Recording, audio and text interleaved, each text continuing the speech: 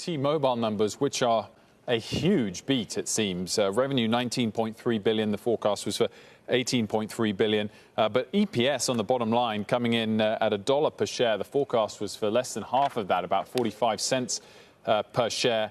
And so a big beat on the bottom line. The shares jumping 4%. And then looking at the net adds as well, Sarah, they really come out impressively. The forecast was for 840,000 net subscriber additions in the quarter. They've come up with 2 million, mainly coming on the postpaid line as well. 1.9 million postpaid additions. The forecast was for 825,000, a little behind on the prepaid, but not that really matters compared to that beat there on overall on the net addition. So a massive beat on net adds, and one has to wonder whether that's all because of the advertising about 5G networks.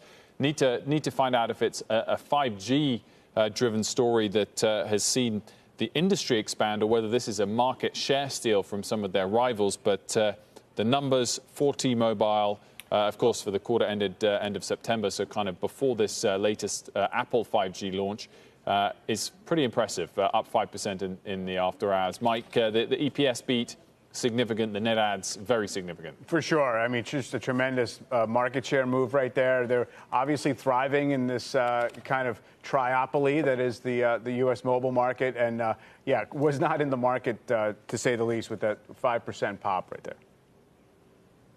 Well, Verizon had a very good quarter as well, Steph, a few weeks ago, actually, in terms of their subscriber numbers and people wanting to use these services. Is the pie expanding, or is everyone taking market share from AT&T? What's happening?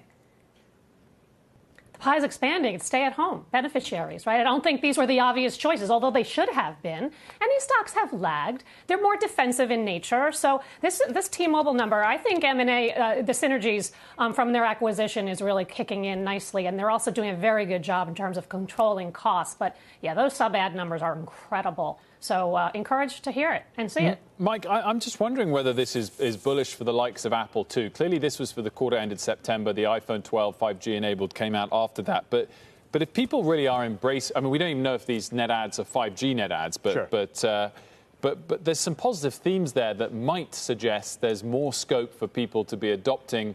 If it's new 5G T-Mobile packages, then they're going to want a 5G enabled phone. Right.